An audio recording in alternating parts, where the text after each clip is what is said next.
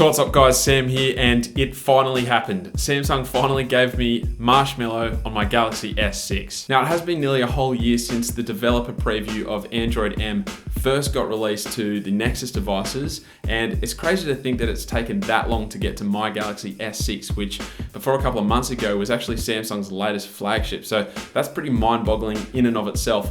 But I feel like all the videos that have been showcasing and previewing the new features of Android Marshmallow and even Android N, well, I think they're all done on Nexus devices, which kind of makes sense given that's stock Android and it's where Marshmallow is going to look its best. But I feel like it means we're missing out on what other manufacturers are doing with Marshmallow to their own skins. So this video is going to cover all the features and changes that Marshmallow brings to the Samsung Galaxy devices. Just before we do that, I've just started editing this video and it's turned out to be really long. So I apologize to everyone who this is boring to. Feel free to skip this video, come back next week. Hopefully stick around though, but normal video resumes now.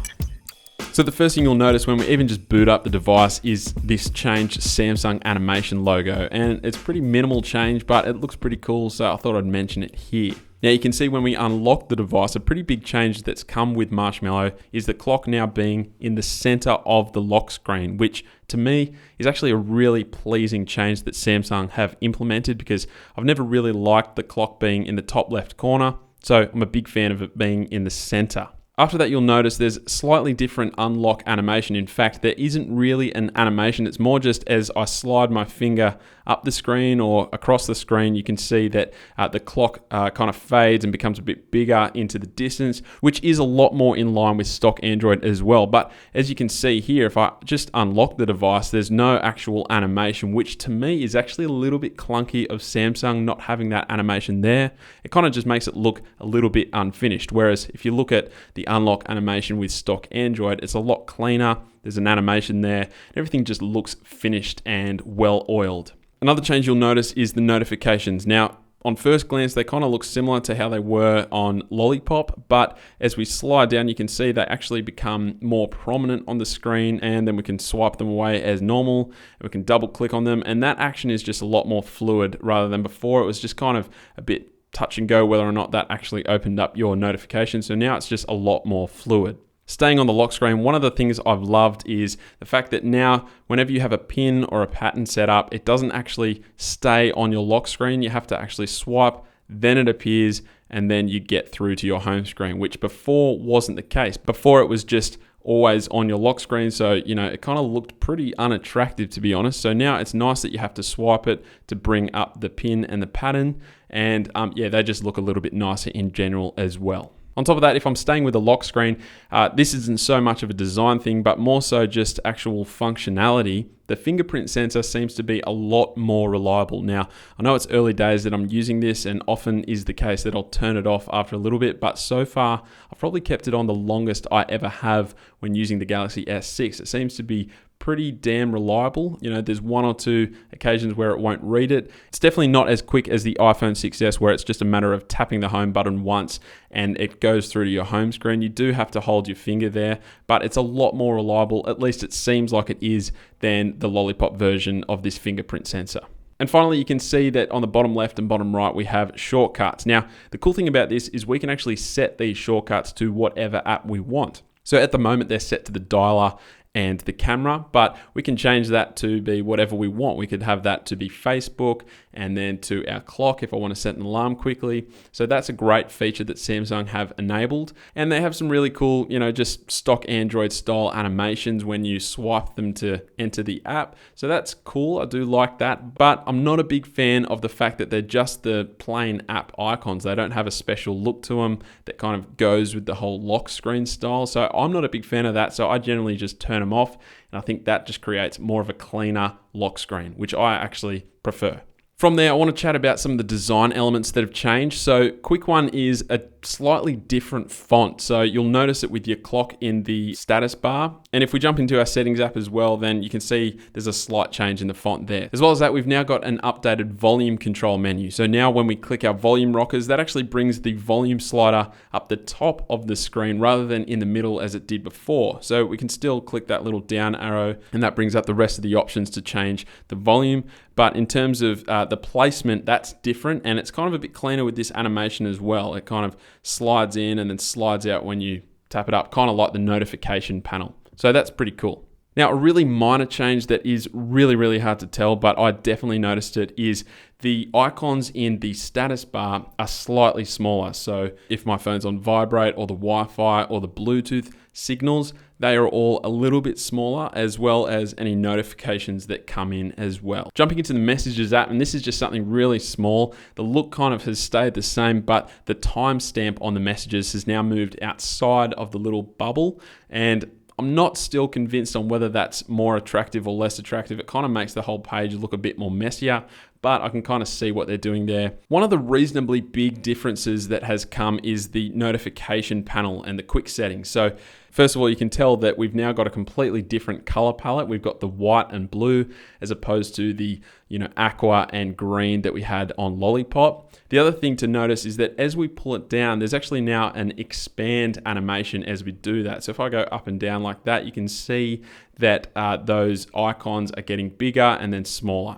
Now, another thing that's just really quite small is if I tap these quick setting icons, they just have these little visual animations that add no extra functionality except for the fact that it's just a nice little visual aesthetic that, again, goes along with the whole stock Android vibe, material design of everything being animated. As well as that, another cool change that's happened, you might notice there's no edit button at the top of the notification panel, and that's because no longer do we have to click edit and change our quick setting toggles. It's actually all accessible under a second swipe. So that's more like stock Android, where we've got one swipe to bring down our notifications and our small list of toggles, and then one more swipe brings down the entire page, which I really like, something that I was really excited about. Now, I will say that the actual action of pulling down the notification panel is a little less smooth than it was on Lollipop. I'm not too sure why that is, and maybe that will get fixed with a 6.0.2 or some sort of update to Marshmallow, but I'll just point that out, that isn't as smooth as it was on Lollipop, but it's very minor, something that you can't really notice. And finally, in terms of design, we have one cool little added change, and that is when we click the power button, we now get this completely different power off and restart menu, which is, again, more in line with stock Android. So, we've gone away from the little box that used to appear on Lollipop, and now we've got this blurred background. And if I click power off, that brings up this little extra button, which, is nice and center. It looks really nice. Same with restart. It just all looks very nice and interacts well. So that's a cool little change. And they're really most of the design elements that have changed. A couple of different animation changes as well. So with the multitasking menu, that's just much more of a smoother animation now. So if I open and close that a couple of times, I really like that change. It doesn't really change the functionality. The only real change in terms of the use of the multitasking menu is it's a bit more precise now, kind of allowing you to sift through the apps one by one. They kind of scroll down to the bottom rather than just quickly going out of the way, which you can do if you give it a quick flick. But if you're wanting to go one by one, that's a lot easier to do now. From there, we've got a couple of really simple and useful changes in terms of the functionality of the phone. So the first big one for me is screen captures. So if we go to this website and we take a screenshot, you can see this little menu comes up down the bottom which says capture more, share, and crop. So if I hit capture more, it'll slide down and then it'll come up again, and I can keep going until I've gotten all the information I want. And then I can just go to that screenshot and see all of that data that I just captured. So that's a really cool change with the way that you take screenshots. The other added feature is obviously Google Now on tap, which is a way of Google kind of reading the information that's on the current display. So if you're in a message conversation and you're chatting about the cricket that's on, and you can hold the home button and it will give you some information about cricket. Sometimes it's relevant, sometimes it's a little bit irrelevant, but it's still a great feature, which I think is really cool and something that's only going to get better as, the software updates keep coming. Another cool, really simple change is copy and paste. So now we've got this little menu that comes up instead of coming up the top left, which didn't really make sense which one you were doing it unless you'd used the phone for well over a year.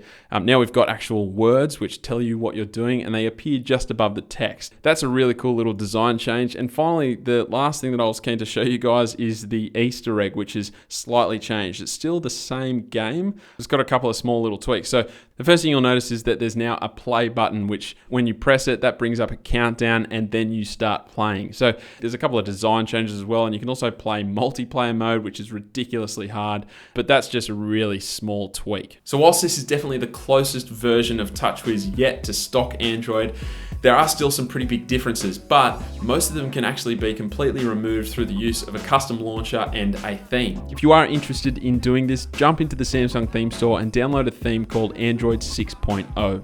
And then whilst you're at it, download either the Google Now launcher or Nova launcher, which will pretty much remove most of the ugly components left of Touchwiz. But anyway, that is all for this video. Hopefully you found it enjoyable. I'm keen to hear your thoughts on Marshmallow on the Galaxy S6 in the comments below. Let me know if you think it's come a long way in terms of Touchwiz being close to stock Android, or do you guys reckon it's still lagging a fair bit behind?